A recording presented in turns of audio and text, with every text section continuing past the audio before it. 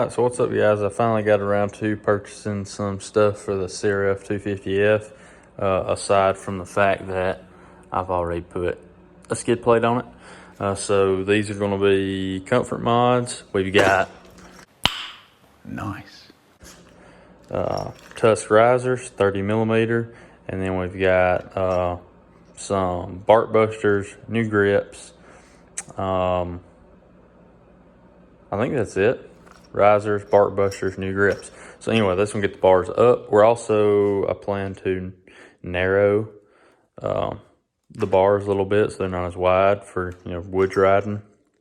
Don't want to be banging the ends on the trees all the time. West Point's pretty tight and these bars are pretty wide. So I'm not going to bore you with showing you how to install them. They're pretty self-explanatory.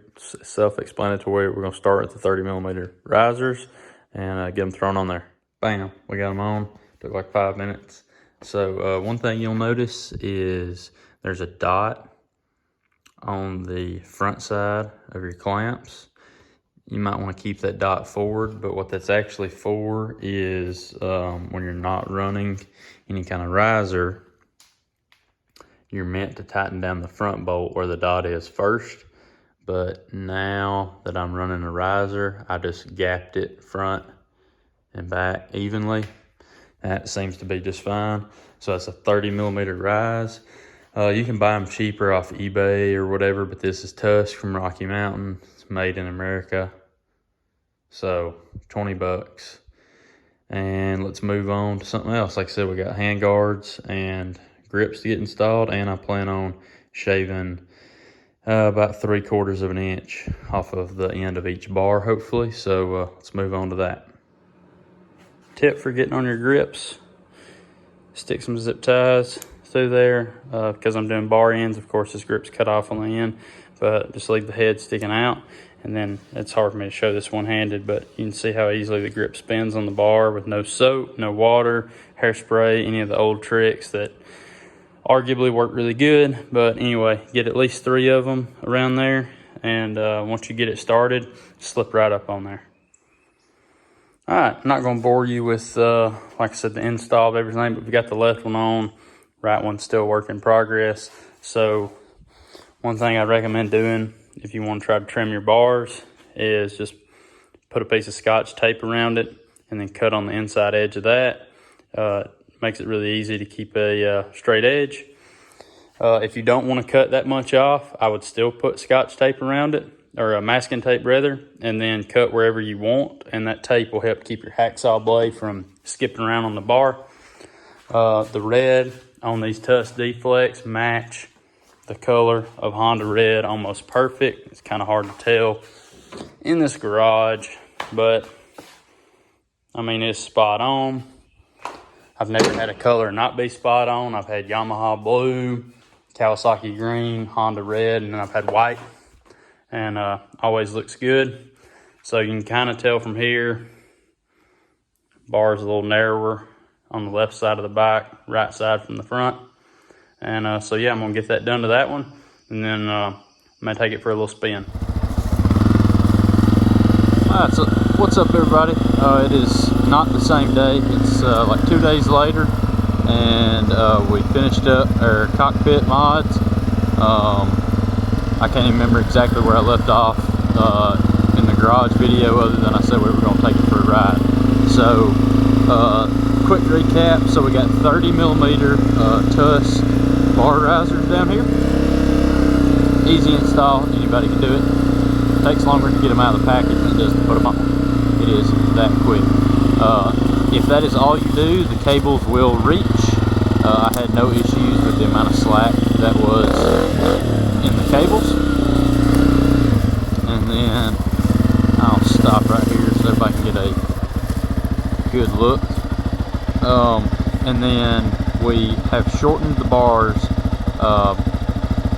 so from center point on top of this bar and center point on top of this bar, not to the bark buster but to the end of the grip and the bar itself, is 28 3/8 of an inch wide now.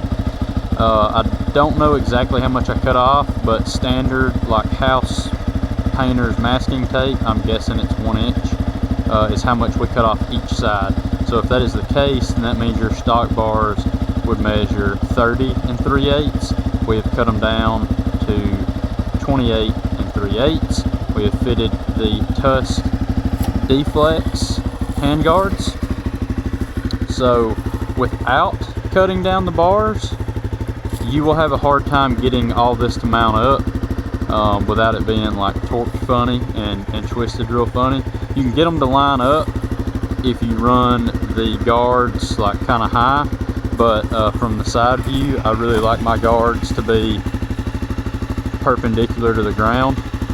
That puts them a little higher than the levers, but with the amount of wraparound protection you get on each side, I've never had a problem with that. That's where I think they look the best, and that puts them pretty much in line with your hand.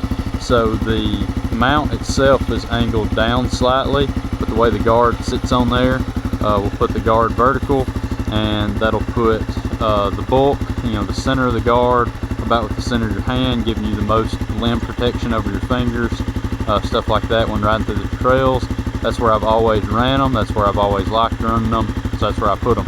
So to get them to line up like that, you will have to cut down the bars, because the way the bend in the bars is and the width of them stock, you will just never get these to bolt up in that position. They'll be kicked up high. They'll look awful.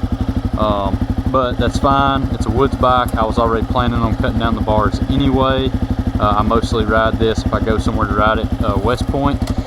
And all the single track at West Point, for the most part, is pretty tight.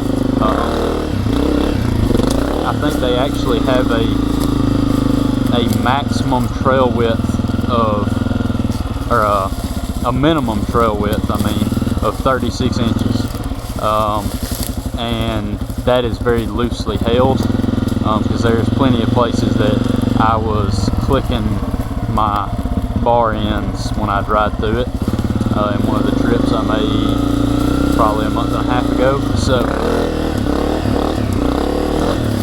now cutting down the bars, you do lose a little bit of leverage, but this is not a very front end heavy bike. Most dirt bikes and motocross bikes are not, so you still have plenty of leverage over the machine, so that's not a big worry.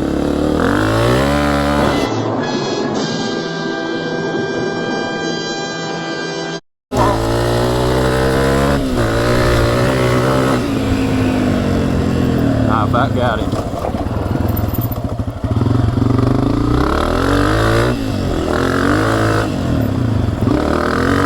Another one.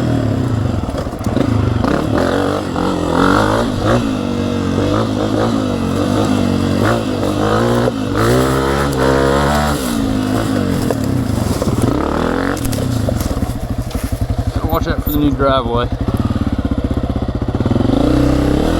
So yeah, very comfortable bike. Still got plenty of leverage over the bars, plenty of control. I've rarely cut down bars before, but usually in the past I've ordered Pro Taper, and also I've run some Tusk bars, and I don't know what the width on them was, but I've never felt the need to cut them down. So these did feel a little wide to me, so that's why I did it. I'm 5'7", and now standing feels great. If you were taller than me, then you will probably want to run bar risers, possibly even rocks risers, which are like a 2-inch rise and allow you to pivot them forward and back. And then if you're 6 foot, 6'1", or taller, then you may want to run something like rocks risers while also running, I don't know, maybe a CR high bend Pro Taper bar, or something that's going to have where the bar itself is going to have a little more rise to it in the first place, and then still need to run rocks risers. Now, if you do all of that, I'm not so certain that that there's enough free play in the cables. Maybe somebody can correct me in the comments, but again, cutting down the bars and then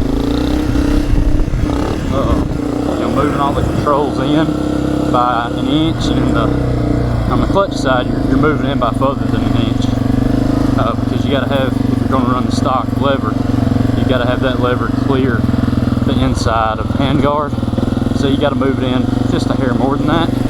So your clutch would probably definitely still reach after doing all of that. I would love to hit this jump going this way. I've never done it. It's a good thing I didn't just go for it, because I'd probably have caught my head on that.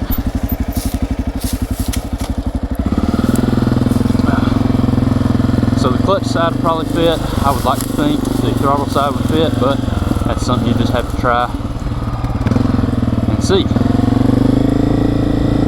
We'll end the video on me trying to clear this little gap going the other direction.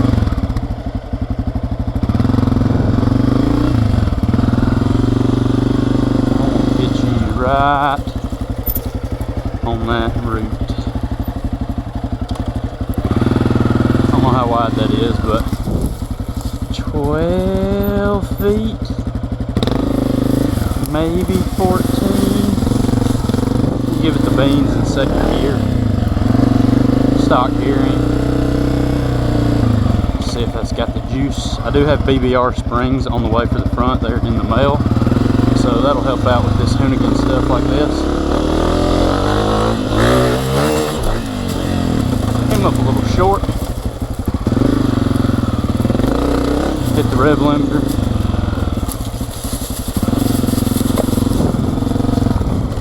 Let's see just how short we came up.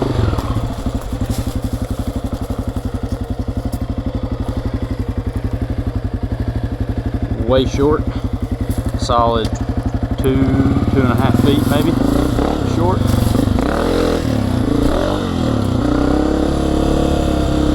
Luckily it wasn't too big of a jump, otherwise that would have been a lot more painful than it was coming up 3 feet short nearly.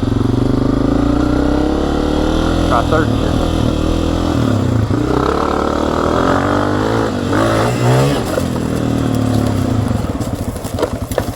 Still short, wasn't a smooth landing. Back wheel hit into the upside, but probably only by 8 inches to a foot.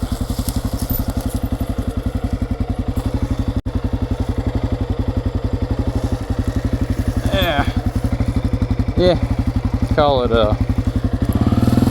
16 inches. So anyway, that's going to conclude this video. I probably made it run a little long in the tooth, but I tried to also give y'all a little riding footage so people wouldn't be bored. So if you stuck around for that, I appreciate it. I hope you enjoyed it. Me trying to look cool and hit some jumps and hoon around on this machine. And that is it. Like I said, BBR fork springs on the way, so we'll get those installed, maybe re-hit those jumps, and maybe I'll be able to tell the difference. So catch y'all next time.